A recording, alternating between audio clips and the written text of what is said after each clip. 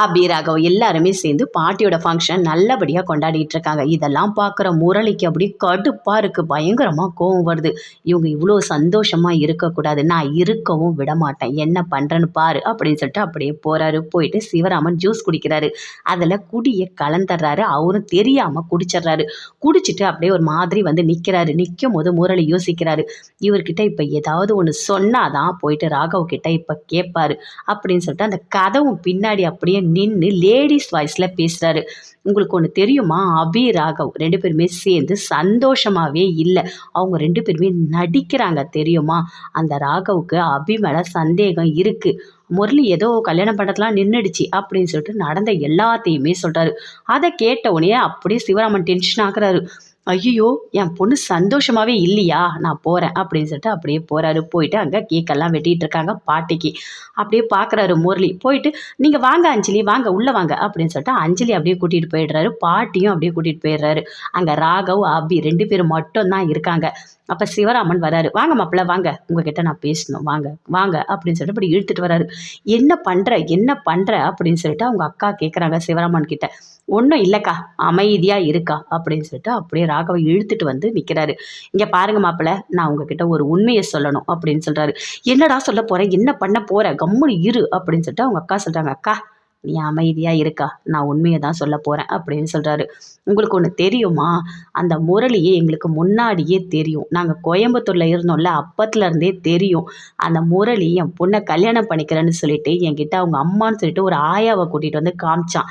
நானும் சரி, எனக்கு உடம்பு சரியில்லை அபி, நீ அவனை கல்யாணம் பண்ணிக்கணும், நான் தான் என் பொண்ணை கட்டாயப்படுத்தினேன். என் பொண்ணுக்கும் அந்த முரளிக்கும் எந்த சம்மந்தமும் இல்லை அப்படின்னு ராகவ் கிட்ட சொல்கிறாரு அவங்க அப்பா. அதை கேட்டோன்னே அப்படியே ராகவ் பயங்கரமாக டென்ஷன் ஆகுறாரு. என்னது, அபியை கல்யாணம் பண்ணிக்கணும்னு முரளி நினச்சானா? ஓ, அந்த கல்யாணம், அந்த மாப்பிள்ளை ஓடி போயிட்டானா, அது இவன் தானா அப்படின்னு ராகவ் கேட்குறாரு. ஆமாம் மாப்பிள்ளை, ஆமாம், அந்த கல்யாணம் தான். நீங்கள் அணு கிஃப்ட்டு கொடுத்தாங்கன்னு சொல்லிட்டு எடுத்துகிட்டு வந்தீங்கல்ல, உங்களை பார்த்த உடனே அவன் ஓடி போயிட்டான். அதனால தான் என் பொண்ணோட வாழ்க்கையே தப்பிச்சுது. நீங்கள் இல்லைன்னா இந்நேரம் என் பொண்ணை அவன் கல்யாணம் பண்ணியிருப்பான். 2 பேரோட வாழ்க்கையை நீங்கள் காப்பாற்றிருக்கீங்க. அஞ்சலியோட வாழ்க்கையும் காப்பாற்றிருக்கீங்க, என் பொண்ணோட வாழ்க்கையும் நீங்கள் காப்பாற்றிருக்கீங்க. நீங்கள் மட்டும் இல்லைன்னா இந்நேரம் என் பொண்ணோட வாழ்க்கை ஒன்றுமே இல்லாமல் போயிருக்கும் அப்படின்னு சொல்லிட்டு சொல்கிறாரு. அதை கேட்டோன்னே அப்படியே ராகவ் பயங்கரமாக ஷாக் ஆகுறாரு. என்ன சொல்கிறீங்க, அந்த முரளியை அபியை கல்யாணம் இந்நேரம் பண்ணிட்டு இருப்பானே அப்படின்னு சொல்கிறாரு. இங்கே பாருங்கள், நீங்கள் அந்த அளவுக்குலாம் யோசிக்க வேண்டாம் அப்படின்னு அனு ஆகாஷ் 2 பேருமே சொல்கிறாங்க. அப்படியே ராகவுக்கு கோபமாக வருது. ச்சே, இந்த அளவுக்கு மோசமானவனா அவன் அப்படின்னு சொல்லிட்டு அப்படியே பயங்கரமாக கடுப்பாக இருக்குது. டேய் வாய் மூடுறா, எத்தனை வாட்டி பேசிகிட்டே இருப்ப, கம்முனு இரு அப்படின்னு சொல்லிட்டு அவங்க அக்கா தண்ணி பக்கத்தில் இருக்குது எடுத்து அப்படியே சிவராமன் மூஞ்சிலேயே ஊற்றுறாங்க. ஊற்றிட்டோடனே அப்படியே அப்பயும் நான் உண்மையை சொல்லுவேன் அப்படின்னு சொல்லிகிட்டே இருக்காரு. நீ சொன்ன வரைக்கும் போதும், வா வீட்டுக்கு போகலாம் அப்படின்னு சொல்லிட்டு அபியோட அத்தை அப்படியே சிவராமனை கையை பிடிச்சி இழுத்துட்டு வராங்க. அப்போது அபியோட அம்மா போய்ட்டு ராகவ் கிட்ட பேசுகிறாங்க. இங்கே பாருங்கள், என் பொண்ணு மேலே எந்த தப்புமே இல்லை. என் பொண்ணு எந்த காரணத்தை கூட தப்பு பண்ணுற பொண்ணே கிடையாது. இது எல்லாமே யதார்த்தமாக தான் நடந்துச்சு. நாங்கள் தான் அந்த முரளியை கட்டாயப்படுத்தி கல்யாணம் பண்ணி வைக்கணும்னு நினச்சோம். அபிக்கும் இதுக்கும் எந்த சம்மந்தமும் இல்லை. தயவு செய்து என் பொண்ணு நீங்கள் தப்பாக நினச்சிடாதீங்க. என் வீட்டுக்காரர் ஏதோ தெரியாமல் சொல்லிட்டாரு அப்படின்னு சொல்லிட்டு அங்கேருந்து அப்படியே வராங்க. ராகவுக்கு அப்படியே கோவமாக வருது. பயங்கரமாக அப்படியே கடுப்பாக இருக்குது. அவ்வளோ கோவம் வருது. அவரால் அடக்கவே முடியல. எப்படி அவன் கல்யாணம் பண்ணலாம்னு நினச்சிருக்கலாம் அப்படின்னு சொல்லிட்டு பயங்கரமாக அப்படியே கோவப்படுறாரு. அங்கேருந்து சிவராமனை கூட்டிகிட்டு வராங்க. கூட்டிகிட்டு வரும்போதே திட்டுறாங்க. ஏண்டா இதெல்லாம் போய் சொன்னேன், அபியோட வாழ்க்கை என்ன ஆகும் அப்படின்னு அவங்க அக்கா கேட்குறாங்க. அபியோட அம்மாவும் சொல்கிறாங்க, நீங்கள் சொன்னது தப்பு தானே, இப்போ நம்ம பொண்ணோட வாழ்க்கை என்ன ஆகும் அப்படின்னு சொல்கிறாங்க. சரி விடு, இதெல்லாம் ஒரு நாள் மாப்பிள்ளைக்கு தெரிஞ்சு தானே ஆகணும், இப்போ தெரிஞ்சிடுச்சு அவ்வளோதானே அப்படின்னு அவங்க அக்கா சொல்கிறாங்க. சரி வா அப்படின்னு சொல்லிட்டு அப்படியே கூட்டிகிட்டு வராங்க. ரொம்ப ஃபீல் பண்ணுறாங்க. இல்லை, மாப்பிள்ளை வந்து அபி ஏதாவது தப்பாக நினச்சி ஏதாவது கொடுமைப்படுத்த போகிறாரு அப்படின்னு சொல்கிறாங்க. அதெல்லாம் ஒன்றுமே நடக்காது சரியா, நீ அவை எதையாவது போட்டு குழப்பிக்காத, எனக்கும் ரொம்ப கஷ்டமாக தான் இருக்குது அப்படின்னு சொல்லிட்டு 3 பேருமே சேர்ந்து நடந்து வீட்டுக்கு வராங்க. வீட்டுக்கு எல்லாருமே வந்துடுறாங்க. பாட்டி, ராகவ், அபி எல்லாருமே வந்துடுறாங்க. அப்படியே முரளி ஒரு கேக் எடுத்துகிட்டு போயிட்டு, அஞ்சலி நீங்கள் சாப்பிடுங்க அஞ்சலி, ரொம்ப நல்லா இருக்குது, டேஸ்ட்டாக இருக்குது அப்படின்னு சொல்லிட்டு ராகவை வெறுப்பேற்றணும்னு சொல்லிட்டு அப்படியே ஊட்டி விடுறாங்க. ஊட்டி விடும்போது அப்படியே ராகவ் பார்க்குறாரு. பார்த்தோன்னே அப்படியே கடுப்பாக இருக்குது. பயங்கரமாக டென்ஷன் ஆகுறாரு. அவ்வளோ கோவம் வருது. நல்லா சாப்பிடுமா, நீ சாப்பிடு. ஆனால் உனக்கு பசிக்குதுன்னு சொன்னல, நீ சாப்பிடு அப்படின்னு ஆகாஷோட அப்பா சொல்கிறாரு. அதே மாதிரி இந்தாங்க அஞ்சலி, இன்னும் கொஞ்சம் நல்லா இருக்கா, டேஸ்ட்டாக இருக்குன்னு அப்படி ஊட்டி ஊட்டி விடுறாரு. அதை பார்த்தோன்னே அப்படியே ராகவ் கோவமாக வருது. வந்துட்டு அந்த கேக்கை அப்படியே தட்டி விடுறாரு. என்ன ராகவ் பண்ணுற அப்படின்னு அஞ்சலி கேட்குறாங்க. அப்படியே ஷர்ட்டை பிடிக்கிறாரு. பிடிச்சி அப்படி இழுத்துட்டு வராரு. இழுத்துட்டு வந்து, டேய் எதுக்குடா கல்யாணம் பண்ணோன்னு நினச்ச, எதுக்குடா ஏமாற்றணும்னு நினச்ச அப்படின்னு சொல்லிட்டு ஒரு அடி அடிக்கிறாரு. அதை பார்த்தோன்னே எல்லாருமே ஷாக் ஆகுறாங்க. யாராலையுமே எதுவுமே பேசவே முடியல. அப்படியே அமைதியாக இருக்காங்க. ராகவ் அப்படியே பிடிச்சி இழுக்கிறாங்க. 2 பேருமே. ஆகாஷ் இந்த பக்கம் இழுக்கிறாரு, அந்த பக்கம் அஞ்சலி இழுக்கிறாங்க. 2 பேருமே அப்படி பிரிக்கிறாங்க. விடு ராகவ் விடு, எதுக்காக நீ இப்படி கோவப்படுற அப்படின்னு சொல்லிட்டு பாட்டி எல்லாருமே சேர்ந்து பயங்கரமாக கத்துறாங்க. ஆனால் ராகவோட கோவத்தை அடக்கவே முடியல. அவ்வளோ கோவம் வருது. பயங்கரமாக கோவம் வருது. முரளியோட அப்படியே ஷர்ட்டை பிடிச்சி கேட்குறாரு, நீ எதுக்காக துரோகம் பண்ண, என்னோட அக்காவுக்கு எதுக்காக நீ துரோகம் பண்ண, கொஞ்சம் கூட நீ யோசிக்கவே மாட்டியா, உன்னை நல்லவன் நான் நினச்சேன், அப்படியே அப்பாவி மாதிரி மூஞ்சி வச்சுட்டு எதுக்காக எங்கள் அக்காவுக்கு துரோகம் பண்ண அப்படின்னு சொல்லிட்டு அந்த ஷர்ட்டை பிடிச்சி அப்படியே கேட்குறாரு. எல்லாருமே அப்படியே பிரிக்கிறாங்க. பிரித்த உடனே முரளிக்கு அப்படியே ஷாக் ஆகுறாரு. என்ன சொல்கிறதுனே தெரியல. அப்படியே ஒரு மாதிரி கோவமாக அப்படியே பார்க்குறாரு. என்ன நடக்குது, விடு ராகவ் அப்படின்னு சொல்லிட்டு அப்படியே அஞ்சலி பிடிச்சி தள்ளி விடுறாங்க. 2 பேருமே அப்படியே பிரிக்கிறாங்க. பிரித்தோடனே பாட்டிக்கு கோவமாக வருது. எதுக்காக ராகவ் நீ இப்படி நடந்துக்கிற, கொஞ்சம் கூட யோசிக்கவே மாட்டியா அப்படின்னு சொல்லிட்டு பாட்டியும் பயங்கரமாக கத்திக்கிட்டே இருக்காங்க. ராகவுக்கு கோவம் அடக்கவே முடியல. இங்கே பாருமா அபி, எதுவாக இருந்தாலும் அப்புறம் பேசிக்கலாம். ராகவோட கோவம் அதிகமாக இருக்குது. அவன் வேற டேப்லெட் போட்டுட்டு இருக்கான். அவனுக்கு என்ன ஆச்சுன்னு தெரியல. அவனை நீ உள்ளே கூட்டிகிட்டு போ அப்படின்னு பாட்டி சொல்கிறாங்க. அதே மாதிரி அங்கேருந்து அபி ராகவை உள்ளே கூட்டிகிட்டு போகிறாங்க. அப்படியே முரளி இப்படியே டென்ஷனாக இருக்காரு. எதுக்காக இவன் இப்படி ஷார்ட்டை பிடிச்சான், இவ்வளோ கோவப்பட்டான், ஐயோ அப்படின்னு சொல்லிட்டு உண்மை ஏதாவது தெரிஞ்சிடுச்சா அப்படின்னு சொல்லிட்டு அப்படியே முரளி ஒரு மாதிரி திருன்னு அப்படி முடிக்கிறாரு.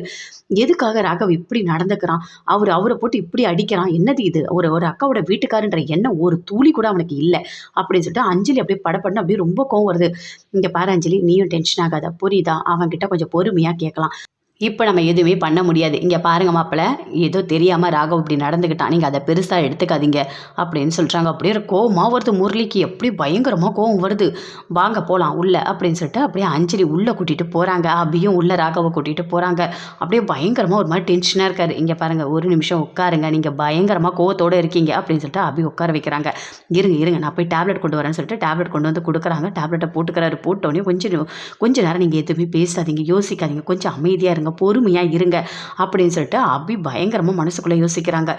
நடந்த எல்லா உண்மையும் அப்பா சொன்னதுனால மட்டும்தான் ராகவ் வந்து அந்த கல்யாணத்தை நினச்சி வேணும்னே போட்டு முரளியை அடிச்சிருக்காரு. இந்த எல்லாமே இப்படி தான் நடந்திருக்கு. அவருக்கு அதிகமாக கோபம் வந்துட்டுருக்கு. இதுக்கு காரணமே நம்ம அப்பா தான். நம்ம அப்பா உண்மையை சொன்னதுனால தான் ஷர்ட்டை பிடிச்சி அப்படியே முரளியை அடிக்க போயிட்டாரு அப்படின்னு சொல்லிட்டு அப்படி மனசுக்குள்ளேயே நினைக்கிறாங்க. ஆனால் இவருக்கு பிபி இருக்குது, எதையும் தாங்க மாட்டார்.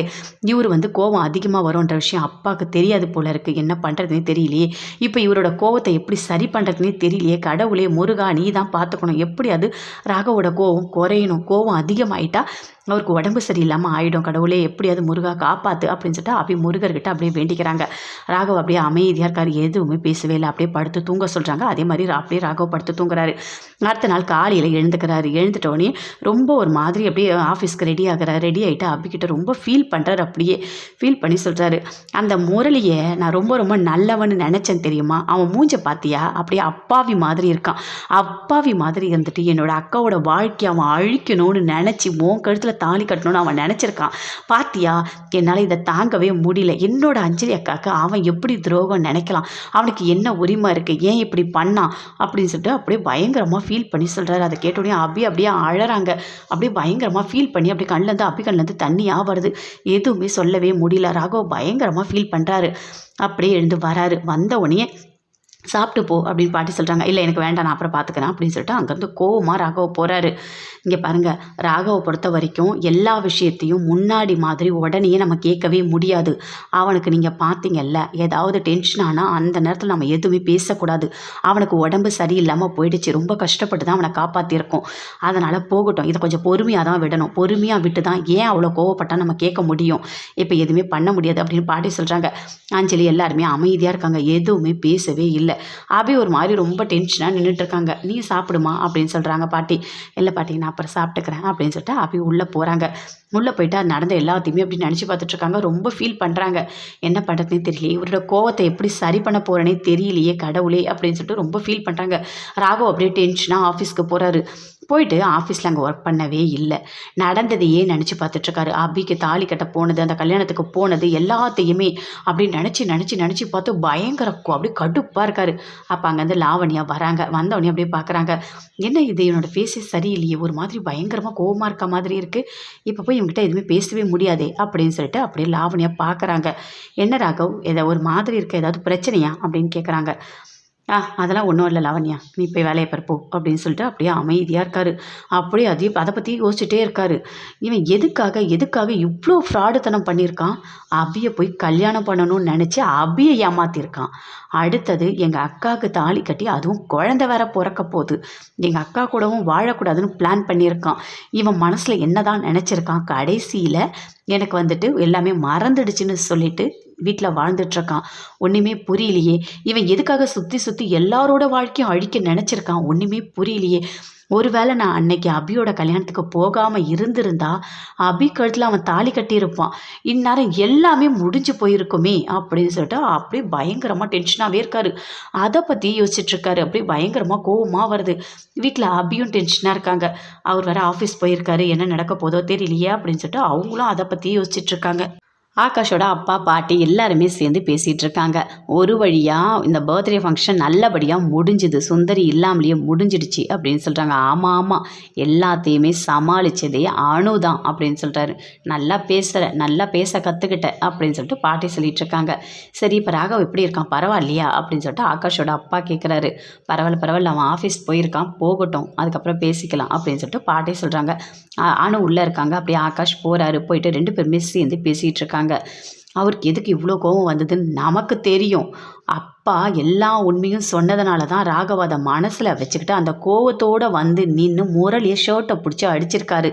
ஆனால் இந்த விஷயம் வீட்டில் இருக்க யாருக்குமே புரியல, யாருக்குமே புரிய வைக்கவும் முடியாது அப்படின்னு சொல்லிட்டு அனு சொல்கிறாங்க. புரியுது, எனக்கும் புரியுது.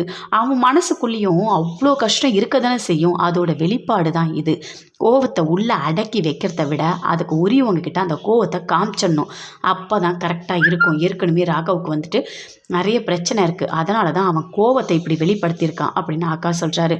இருந்தாலும் எல்லோரும் என்ன நினச்சிருப்பாங்க, பாட்டி அஞ்சலி அக்கா எல்லாருமே ரொம்ப ஃபீல் பண்ணுறாங்க அவர் அடிச்சிட்டாங்கன்னு சொல்லிட்டு அப்படின்னு அனு சொல்கிறாங்க. அதெல்லாம் அவன் வாங்க வேண்டி வந்தான், அவனுக்கு உதெல்லாம் நல்லா கொடுக்கணும், அவனுக்கு தேவை தான் இதெல்லாம் அப்படின்னு சொல்லிட்டு ஆகாஷ் ரொம்ப ஃபீல் பண்ணி அப்படி சொல்லிகிட்ருக்காரு. இருந்தாலும் என் அஞ்சலி அக்கா மனசு எவ்வளோ கஷ்டப்படும், அதுவும் வீட்டுக்காரர் அடிச்சிட்டாங்க அப்படின்னு சொல்லிட்டு ரொம்ப ஒரு மாதிரி ஃபீல் பண்ணி பேசிகிட்டு இருக்காங்க. இங்கே பாருங்கன்னு ஒரு துளி கூட நீங்கள் கவலைப்படாதீங்க சரியா, அதை பற்றிலாம் நீங்கள் யோசிக்காதீங்க. நீங்கள் ஃபஸ்ட்டு நார்மலாக இருங்க, அதை பற்றி நீங்கள் கேர் எடுக்காதீங்க அப்படின்னு அக்கா சொல்கிறாரு. அது எப்படி எடுக்காமல் இருக்க முடியும் அப்படின்னு அனு சொல்கிறாங்க. நான் தான் சொல்கிறேன்ல எல்லாமே சரியாயிடும். ராகவோட அந்த கோவம் தான் இந்த மாதிரி மாறி இருக்குது, அது கொஞ்சம் கொஞ்சமாக சரியாயிடும், விடுங்க அப்படின்னு சொல்கிறாரு. சரிங்க அப்படின்னு சொல்கிறாங்க. அனு ரொம்ப அப்படி ஃபீல் பண்ணிகிட்ருக்காங்க. அவர் ஆஃபீஸ் போயிருக்காரு, அவர் எப்படி இருப்பார், அவர் ஏதாவது கோவப்படுவாரா, என்ன பண்ண போகிறாருன்னு தெரியலையே அப்படின்னு சொல்லிட்டு ஒரு மாதிரி டென்ஷனாக இருக்காங்க. சரி வீட்டுக்கு வரட்டும், எதுவாக இருந்தாலும் பார்த்துக்கலாம் அப்படின்னு சொல்லிட்டு அப்படி இருக்காங்க. சுந்தரி அப்படியே டென்ஷனாக இருக்காங்க. ஒன்றுமே முடியல. சுசிலா கிட்ட பேசிகிட்டு இருக்காங்க. பாத்தியா இங்கே எனக்கு எவ்வளோ கொடுமை நடக்குது, நான் எவ்வளோ கஷ்டப்படுறேன்னு உனக்கு புரியுதா அப்படின்னு சொல்கிறாங்க. நான் தான் சொன்னேன்ல, என்னோடய மாமியார் நல்லவங்க கிடையாது, கொஞ்சம் பாலை கூட அளவு பார்த்து தான் வைப்பாங்க, இதுதான் சமைக்கணும், இப்படி தான் இருக்கணும், இப்படி தான் பண்ணணும்னு எல்லா ரூல்ஸும் போட்டிருக்காங்க எனக்கு. நானும் அப்படி தான் வாழ்ந்துட்டுருக்கேன். உனக்கு பிரச்சனைன்றதுக்காக நீ இங்கே என்ன தேடி வந்த, ஆனால் என் கஷ்டம் பாத்தியா அப்படின்னு சொல்லிட்டு சுசிலா சொல்கிறாங்க. எனக்கு நல்லாவே புரியுது, என்னால் கொஞ்ச நாள் கூட இந்த வீட்டில் இருக்க முடியல, நீ எப்படி தான் இந்த வீட்டில் இருக்கிறியோப்பா என்னால் தாங்கவே முடியல.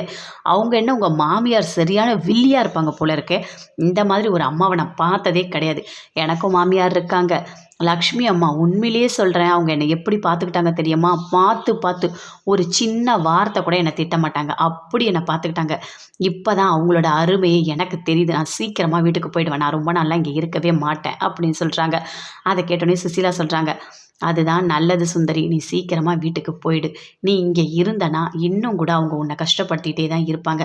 அதெல்லாம் பார்க்கும்போது எனக்கு ரொம்ப கஷ்டமாக இருக்குது. என்னோடய ஃப்ரெண்டு இப்படி ஒரு கஷ்டத்தை இங்கே அனுபவிக்கிறாளே என்னை தேடி வந்து அப்படின்னு சொல்லிட்டு சுசீலா ரொம்ப ஃபீல் பண்ணி சொல்கிறாங்க. அப்போ யோசிக்கிறாங்க சுந்தரி, எப்படியாவது முரளி ஏதாவது ஒரு பிளான் போட்டு நம்மளை வீட்டுக்குள்ளே கூட்டிகிட்டு போயிடணும். நம்ம எப்படியாவது வீட்டுக்குள்ளே போயிடணும். இனிமேல் நம்ம இங்கே இருக்க முடியாது. இதுக்கும் மேலே நான் இங்கே இருந்தேன் கண்டிப்பாக எனக்கு பைத்தியமே பிடிச்சிரும். என்னால் இந்த அம்மா கிட்ட ஒரு நிமிஷம் கூட இனிமேல் இருக்க முடியாது அப்படின்னு சொல்லிட்டு அப்படியே சுந்தரி மனசுக்குள்ளேயே யோசிச்சுட்ருக்காங்க. என்ன பண்ண போகிறான் அந்த முரளி? கண்டிப்பாக நம்மளை கூட்டிகிட்டு போயிடுவானா? அவன் மட்டும் கூட்டிகிட்டு போட்டோம். அதுக்கப்புறம் இருக்க அந்த அபிக்கு எவ்வளோ தைரியம் இருந்தால் என்னையே வீட்டை விட்டு வெளியே அனுப்புகிற அளவுக்கு செஞ்சுருப்பா. எல்லாரும் சேர்ந்து அங்கே சந்தோஷமாக இருக்காங்க. ஆனால் நான் மட்டும் இங்கே வேலை செஞ்சுட்டு கஷ்டப்பட்டுட்டு இருக்கேன். விடமாட்டேன் அபி, விடமாட்டேன். கண்டிப்பாக உன்னை ஏதாவது பண்ணுவான் அபி, விடமாட்டேன் அப்படின்னு சொல்லிட்டு சுந்தரி யோசிக்கிறாங்க. ராகவ் எழுந்துக்கிறாரு. எழுந்துட்டு டிஃபன் எதுவுமே சாப்பிடவே இல்லை. அப்படியே ஆஃபீஸ் போகிறாரு. அப்படியே அபி பார்த்துட்ருக்காங்க. எதுவுமே பேசவே இல்லை. போயிட்டு வீட்டுக்கு வராரு. வந்த உடனே அப்படியே கோவமாக இருக்காரு. பயங்கரமாக கோவத்தோடு இருக்காரு. என்னங்க, எதுக்காக நீங்கள் இவ்வளோ கோவப்படுறீங்க? நான் எத்தனையோ வாட்டி சொல்லியிருக்கேன் அந்த முரளிக்கு எனக்கும் சம்மந்தம் இல்லை அப்படின்னு சொல்லிட்டு அபி சொல்கிறாங்க. அதை கேட்டோன்னே ராகவ் சொல்கிறாரு, நீ எவ்வளோ தைரியம் இருந்தால் ஒரு வார்த்தை கூட என்கிட்ட நீ சொல்லவே இல்லைல்ல. அந்த முரளியை உனக்கு கோயம்புத்தூர்லேருந்தே தெரியுமா அப்படின்னு சொல்லிட்டு கேட்குறாரு. ஆமாங்க தெரியுங்க, நான் கல்யாணம் பண்ணிக்கிற வரைக்கும் போச்சு அப்படின்னு சொல்லிட்டு அபி சொல்கிறாங்க. இந்த விஷயத்தை நீ என்கிட்ட சொல்லவே இல்லையா அபி? எதுவுமே நீ சொல்லவே இல்லை. எப்படி உன்னால் இவ்வளோ பெரிய விஷயத்த மறைக்க முடிஞ்சது? நான் கூட நம்பிட்டேன், நீ நல்லவன் நான் நினச்சி நம்பிட்டேன் அப்படின்னு சொல்லிட்டு மனசுக்குள்ளேயே அப்படின்னு நினைக்கிறாரு. உன் மேலே நான் எவ்வளோ அன்பு வச்சுருந்தேன். வேலண்டைன்ஸ் டே அன்னைக்கு என்னோடய காதலை நான் உங்ககிட்ட சொல்லணும், சேர்ந்து வாழணும் அப்படிலாம் நான் மனசுக்குள்ளே நினச்சிட்டு இருந்தேன். எதுவுமே இனிமேல் சொல்ல மாட்டேன், எல்லாமே முடிஞ்சு போச்சு அப்படின்னு அப்படியே மைண்ட் வைஸில் மனசுக்குள்ளேயே அப்படின்னு நினைக்கிறாரு. இங்கே பாருங்கள், நான் எல்லாத்தையுமே உங்ககிட்ட சொல்ல முடியலன்னா நான் இதெல்லாம் பெருசாக எடுத்துக்கலை அப்படின்னு அபி சொல்கிறாங்க. எதை நீ பெருசாக எடுத்துக்கல? கல்யாணம் வரைக்கும் போயிருக்கு, இது நீ பெருசு இல்லைன்னு நினைக்கிறியா அப்படின்னு சொல்லிட்டு ராகவ் கேட்குறாரு. இல்லைங்க, நான் அதை பற்றி எதுவும் யோசிக்கலை அப்படின்னு சொல்கிறாங்க. இங்கே பாரு அபி, பேசி மழுப்பாத, புரியுதா? நீ உன் மேலே தப்பு இருக்குது எனக்கு தெரியும் அப்படின்னு சொல்கிறாரு. அபியால் எதுவுமே பேசவே முடியல. அப்படியே அமைதியாக இருக்காங்க. இங்கே பாருங்கள், இப்போ உங்களுக்கு என்ன பிரச்சனை? இன்னும் 4 மாதம் தான் நான் இங்கே இருக்கணும், அவ்வளோதானே. அதுக்கப்புறம் நானே வீட்டுக்கு போயிடுறேன், சரியா? இதுக்கு மேலே என்னை போட்டு இன்னும் கஷ்டப்படுத்திக்கிட்டே இருக்காதீங்க. தயவு செய்து என்னை இதுக்கு மேலே எதுவும் கேட்காதீங்க அப்படின்னு அப்படி சொல்கிறாங்க. ராகவுக்கு அப்படியே கோவமாக வருது, பயங்கரமாக கோவம் வருது. நீ வீட்டுக்கு போயிடுவேன்றதுல மட்டும்தானே உறுதியாக இருக்க. ஆனால் நான் உன் கூட சேர்ந்து வாழணும்னு சொல்லிட்டு என் மனசுக்குள்ள எவ்வளோ ஆசைகளை வச்சிருந்தேன் தெரியுமா? நீ நல்லவன் நினச்சிட்டு, ஆனால் அது எல்லாமே சுக்கு நூறாக உடஞ்சிடுச்சு. என் மனசில் இருக்க வலி உனக்கு தெரியாது அபி, உனக்கு தெரியாது. சொல்லியும் என்னால் உனக்கு புரிய வைக்க முடியாது அப்படின்னு சொல்லிட்டு மனசுக்குள்ளே பயங்கரமாக அப்படி ஃபீல் பண்ணிகிட்ருக்காரு. அப்படி அங்கேருந்து கோவமாக போகிறாங்க. பயங்கர கோவமாக வீட்டுக்கு போகிறாங்க. போகிற வழியில் அவங்க அப்பா ஃபோன் பண்ணுறாரு. அட்டன் பண்ணி பேசுகிறாங்க. என்னம்மா, நான் ஏதோ தெரியாமல் குடிச்சிட்டு ஏதோ வளரிட்டேன், என்ன சொல்கிறதுன்னு எனக்கு தெரியாமல் சொல்லிட்டம்மா அப்படின்னு சொல்கிறாரு. பரவாயில்லப்பா, அதெல்லாம் ஒன்றும் இல்லைப்பா அப்படின்னு சொல்லிட்டு அப்படி சொல்கிறாங்க. இல்லைம்மா, நான் அந்த ஃபங்க்ஷன் வந்திருக்கவே கூடாது, நான் எப்படி குடிச்சேன்னு எனக்கு தெரியலம்மா, நான் ஜூஸ் தான் குடித்தேன், ஆனால் குடிச்சிருக்கம்மா, நான் எனக்கு ஒன்றுமே புரியலம்மா அப்படின்னு சொல்லிட்டு அபியோட அப்பா ரொம்ப ஃபீல் பண்ணுறாரு. இங்கே பாருமா, இனிமேல் நீ அங்கே எப்படிம்மா இருக்க போகிற? மாப்பிள்ளை உன்னை தப்பாக புரிஞ்சுக்கிட்டு இருப்பாருமா அப்படின்னு சொல்கிறாரு. இல்லைப்பா, இல்லை, அவர் எதுவுமே தப்பாலாம் எடுத்துக்கவே இல்லைப்பா, கொஞ்சம் கோவமாக இருக்கார், அது 2-3 நாளில் சரியாயிடும், வேறு எதுவுமே இல்லைப்பா, நான் இங்கே சந்தோஷமாக தான்ப்பா இருக்கேன் அப்படின்னு அப்படி சொல்கிறாங்க. இங்கே பாருமா, உனக்கு எவ்வளோ கஷ்டம் வந்தாலும் நீ அதை வெளியே காமிச்சிக்கவே மாட்டேன், எல்லாத்தையும் மனசுக்குள்ளேயே தான் வச்சுப்ப அப்படின்னு அவங்க அப்பா சொல்கிறாரு. இல்லைப்பா, இல்லை, அதெல்லாம் ஒன்றும் இல்லைப்பா, நான் சந்தோஷமாக தான் இருக்கேன், நான் இப்போ தான் பொட்டிக்கு போயிட்டுருக்கேன், அங்கே நிறைய வேலை இருக்குப்பா, அதனால தான் நான் போகிறேன் அப்படின்னு சொல்கிறாங்க. சரிம்மா, நீ என்னை தப்பாக நினச்சிக்காதம்மா, நான் வேணால் வந்து மாப்பிள்ளைகிட்ட பேசட்டுமா அப்படின்னு சொல்லிட்டு அபியோட அப்பா சொல்கிறாரு. இல்லைப்பா, இல்லை, அப்படிலாம் ஒன்றும் பேச வேண்டாம், அவர் எதுவும் கோவலாம் படலை, கொஞ்சம் அமைதியாக தான் இருக்கார் அப்படின்னு சொல்லிட்டு அப்படி சொல்கிறாங்க. என்னை மன்னிச்சிட்டு அபி அப்படின்னு சொல்கிறாரு. பரவாயில்லப்பா, நீங்கள் எத்தனை வாட்டி இதையே பேசுவீங்க, தெரியாமல் தானே பண்ணிட்டீங்க, ஒன்றும் பிரச்சனை இல்லை அப்படின்னு சொல்லிட்டு அபி அப்படியே ஃபோனை கட் பண்ணுறாங்க. அங்கே வந்து பொட்டிக்கு போகிறாங்க. எப்பவும் போல் அவங்க ஒர்க் பண்ணிகிட்டே இருக்காங்க. ஒரு மாதிரி டல்லாக இருக்காங்க. அங்கே இருக்கவங்களாம் வந்து கேட்குறாங்க, என்னம்மா ஒரு மாதிரி இருக்க அப்படின்னு சொல்லிட்டு. அதெல்லாம் ஒன்றும் இல்லை, நல்லா தான் இருக்கேன் அப்படின்னு சொல்லிட்டு அபி சொல்கிறாங்க. இல்லையம்மா, நேற்று உன் மனசில் இருந்த அவ்வளோ சந்தோஷமாக இன்றைக்கி சுத்தமாக இல்லை, எங்களுக்கு உன்னை பார்த்தா தெரியும் அபி, உன் மனசில் என்ன கஷ்டம் இருக்குன்னு சொல்லி, ஏதாவது பிரச்சனையா, பெரிய பிரச்சனை ஏதாவதா அப்படின்னு சொல்லிட்டு கேட்குறாங்க. இல்லைக்கா, அதெல்லாம் ஒன்றும் இல்லை, எனக்கு கொஞ்சம் லைட்டாக தலை வலிக்குது, அவ்வளோதான். நேற்று பாட்டிக்கு பர்த்டே இல்லை, அந்த ஃபங்க்ஷனில் எனக்கு கொஞ்சம் தலைவலி இருக்குது, வேறு ஒன்றும் இல்லை, சரியாயிடும் ரெஸ்ட் எடுத்தால், கொஞ்சம் வேலை இருக்குதுன்னு சொல்லிவிட்டு நான் லீவ் போடாமல் வந்துட்டேன் அப்படின்னு சொல்லிட்டு ஆப்பி ரொம்ப ஃபீல் பண்ணுறாங்க. சரி அபி நீ ரெஸ்ட் எடுத்துக்கோ, எதுவாக இருந்தாலும் நாங்கள் பார்த்துக்குறோம் அப்படின்னு சொல்லிட்டு அங்கே ஒர்க் பண்ணுறவங்களாம் சொல்கிறாங்க. சரிக்கா ஒன்றும் இல்லை அப்படின்னு சொல்லிட்டு அபி வந்து ஒர்க் பண்ணிகிட்ருக்காங்க. முரளி வீட்டில் யோசிக்கிறாரு, இவ்வளோ பெரிய பிரச்சனை நடந்திருக்கு, ஆனால் அபி எப்பவும் போல் வேலைக்கு போகிறா, ஒன்றுமே புரியலையே, 2 பேருக்குள்ளே சண்டை வந்துதா இல்லையா, வந்திருக்கணுமே, அதுவும் ராகவுக்கு வெறியே வந்திருக்கணுமே அப்படின்னு சொல்லிட்டு முரளி அப்படியே யோசிக்கிறாரு. அப்படியே பார்க்குறாரு. ஆனால் ராகவோட ஃபேஸ் பயங்கர கோவமாக தான் இருக்குது. சூப்பர், பிரச்சனை நடந்திருக்கு. ராகவோட ஃபேஸ் நல்ல கோவமாக தான் இருக்குது. ஒன்றும் பிரச்சனை இல்லை. 2 பேருக்குள்ளே நல்ல சண்டை வந்திருக்கு. அபியை வீட்டை விட்டு கண்டிப்பாக அந்த ராகவ அனுப்பிடுவான். இனிமேல் நம்ம கவலையே பட தேவையில்ல. எப்படியாவது அத்தையை வீட்டுக்குள்ளே கூட்டிகிட்டு வரணும். அத்தை வீட்டுக்குள்ளே வந்தால் மட்டும்தான் நமக்கு கொஞ்சம் நல்லா இருக்கும் அப்படின்னு சொல்லிட்டு முரளி அப்படியே மைண்ட் வைஸில் யோசிக்கிறாரு. அப்படியே உள்ளே போகிறாரு. அஞ்சலி கிட்ட பேசுகிறாரு. இல்லை, உங்கள் அத்தை இல்லாதது உனக்கு கொஞ்சம் வருத்தமா இல்லையா அப்படின்னு கேட்குறாரு. ஆமாங்க, எனக்கு கொஞ்சம் வருத்தமாக தான் இருக்குது. எப்படியாவது அவங்கள உள்ளே வர வைக்கணும். அது மட்டும் இல்லை, அவங்க பண்ணது தப்பு தானே, அனு மேலே இவ்வளோ பெரிய பழியை போட்டிருக்காங்களே அப்படின்னு அனு சொல்கிறாங்க. சரி, அதுக்காக என்ன பண்ணுறது அப்படின்னு